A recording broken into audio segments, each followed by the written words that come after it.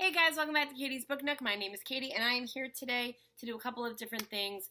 My birthday was last week. I am now 30, so that's really weird. So I got a couple of books for my birthday, a lot of gift cards to Barnes & Noble, which is awesome. So thank you, family and friends, who are probably not watching this, but just in case you are, thank you very much. So I want to show you that. I want to show you the books that I actually finished this month. May and June were awful reading months. I know June's not over, but it's almost over, and I've read, I think, 2 or 3 books in the past month or so that's really not a lot. And just the books that I'm planning on reading in the near future. So I'm going to give myself kind of like a broad spectrum here.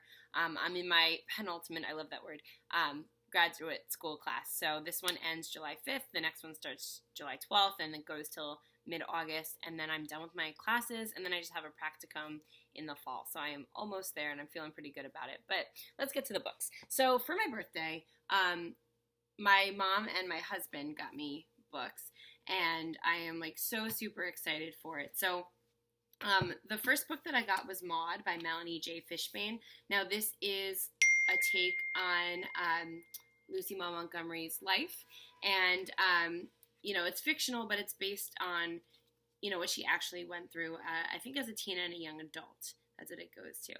So, I mean, the cover is absolutely gorgeous of this book, and I love Anna Green Gables, and one of my books that I want to read this month is The Blue Castle by Ellen Montgomery. So, it'll be interesting to read this and then see how her life kind of played out into her work. So, yeah, I was very excited to see this. Okay. Then I got A Court of Wings and Ruin by Sarah J. Maas. There's a glare on there. This, I have not read any of the books in this series yet. I am reading Throne of Glass very slowly. I stopped at book 4 just because I needed kind of a break. So, I don't mind getting these books as gifts, though, because they are kind of expensive, and I'll have them all, to read kind of at once. So, I'd like to get to this over the summer. I have the first, 2 books that I haven't read either. So, yeah, Court of Wings and Ruin by Sarah J. Maas. Now, my husband is amazing, and I love cooking and baking, and I'm trying to get better at it. Like, cooking is easy and cooking is fun for me. Baking is really hard because it's hard to recover when you mess something up in baking, and I'm not really super versed in baking yet unless it comes from a box, so I'm trying to get better at that. But I love like cooking and baking shows, and in October I was able to see the Broadway musical Waitress on Broadway. So this cookbook came out in late May, I believe, and this is the Waitress Pie book. It's called Sugar Butter Flour, Recipes from the Files of Jenna Hunterson, and I absolutely love this show. I love the movie, and like the recipes look amazing, and they have like sweet pies and savory pies and cream-based pies and meringue pies, and there's a lot of good stuff in here, so I'm very excited with this one. Okay, and finally, he also got me the Great British Bake Off Perfect Cakes and Bakes to Make at Home, because I am obsessed with this show. I'm very sad to hear that Mary Berry and, the hosts are not going to be on the next season in the UK, but, I've been watching it on Netflix. So this has a lot of, like, varying recipes. Some of them are very difficult. Some of them are, not so bad.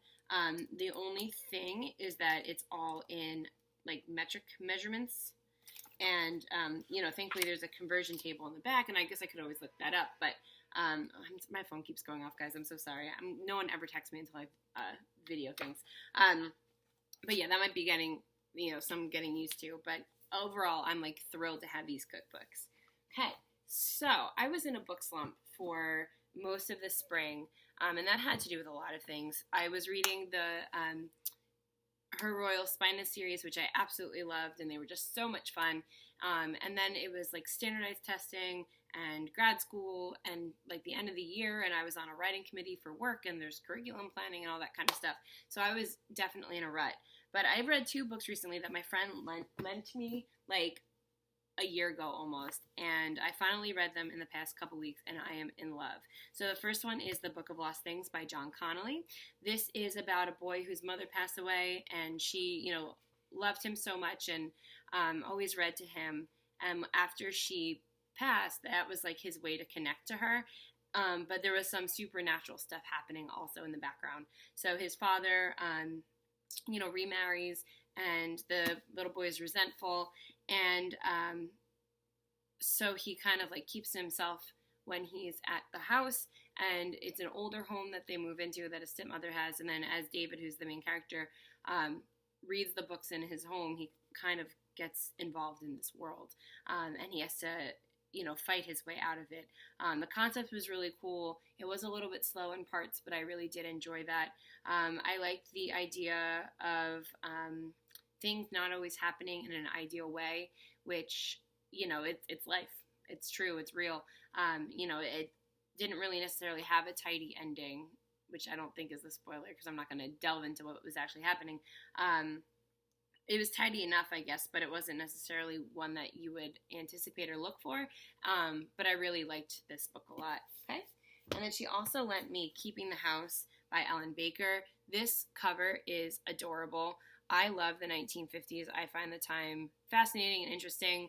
And this is like a family saga that starts in 1896 and it goes until 1950. And in this book, the Mickelson family own like this beautiful grand house, but it was built on top of supposedly an Indian burial ground, and no one in the family is happy, and there's always tragic things happening because of where their house is located. So Dolly Magnuson moves to this town in 1950, and the house has been kind of vacant for a couple years, even though the family still owns it, and there's some catastrophic thing that happens, and she becomes like super in love with the house and how beautiful it is and how sad it is, until one day, someone from the house's past shows up, and she has to kind of intertwine her life and try to figure out what she really wants. What I loved about this book is that before every chapter, there was a quote from like a homemaking magazine or a cookbook or Ladies' Home Journal or something along those lines that, that said what a happy life was and what a good and true marriage was. And a lot of it was up to women. The society put a lot of the effort on women to like have this ideal life and make everything perfect for their husbands. And, the blame still sometimes goes to a wife if the marriage isn't happy, which is crazy, but just a take on that and what true love actually is, and how much we have to sacrifice for the other person. I thought that was a really interesting commentary. So I really did enjoy this book. This is 515 pages. The first 150 were very, very slow, and then I finished it in like 2 days. I stayed up till 1 o'clock in the morning, so work was super rough the next day, but I really did enjoy that one. Okay, and now what I'm reading now. So I wanted something historical fiction-y / happy love or melodramatic love. I just wanted love.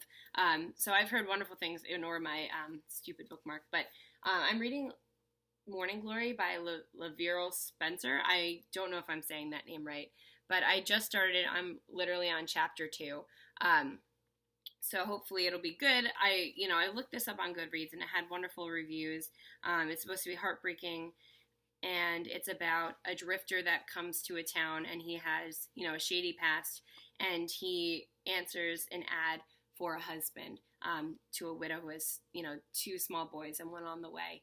And I'm only on chapter 2, so that's where I'm up to right now. So this is the type of book I know I'll be able to finish probably by Monday. It's Saturday right now, so I'm reading this one. Okay, like I said before, I would like to read The Blue Castle by Ellen Montgomery. Kate Howe and a couple other booktubers read this recently. I also listened to a podcast that, they did a whole episode on this book. So I'm really excited to pick this up this summer. This seems like a perfect summer read. Okay, the same podcast actually also mentioned The Awakening of Miss Prim by Natalia San Martin Fenollera. I'm sorry if I butchered that.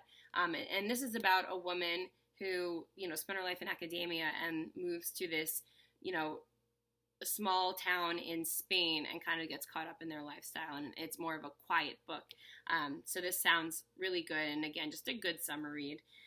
And then finally, I also have My Cousin Rachel by Daphne du Maurier. I've only read Rebecca by Daphne du Maurier. I love Rebecca, and I want to see the movie, but I want to read the book before I see the movie. So that's pretty much it. I know it's kind of a quick little video that I'm rushing through right now, but that's everything that's been happening. I have 5 more wake-ups left of the school year, and I could not be more excited. I love my students. I love my job, but we need this time to recover during this summer. So yeah, what are you guys reading? Let me know if you've read any of these books and you recommend them.